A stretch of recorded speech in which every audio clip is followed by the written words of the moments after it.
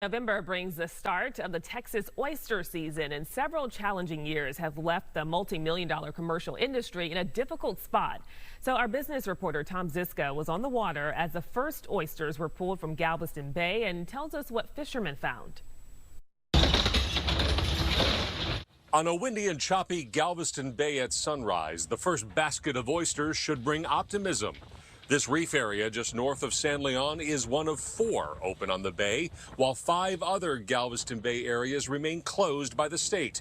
At one point, 40 boats crowded around looking to take advantage of what was there. In a press release, the Texas Department of Parks and Wildlife says, in part, unfortunately, conditions through the summer were not as good for oyster growth as we would have liked. It has been a year since this area was last harvested. As the Prestige Oysters crew dredges the bottom 9 feet below, the oystermen sift through the shells with practiced eyes to find the ones worth keeping and tossing the rest back to grow some more. The daily goal is about 3,000 pounds, 30 bags worth of the shellfish delicacy. After the first hour of the first day of this season, there's not a tremendous amount of optimism out here.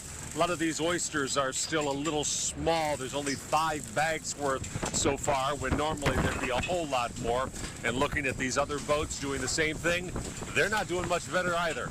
You know, I always anticipate opening day. It's always always a lot of energy around. Today's a little bit bleak, though. Roz Halili helps run the family-owned Prestige Oysters. While this crew was able to collect its 30-bag limit, it took 6 hours to do it, much longer than normal. Halili is encouraged that there is a good mix, he says, of young and mature oysters on the bay, but believes the state should reevaluate who fishes where and by how much before this new season comes to another abrupt end. We need to look at ways that we can spread the fleet across the Texas coastline, and that involves opening additional areas, and that would involve, you know, looking at the threshold of how they open and close areas.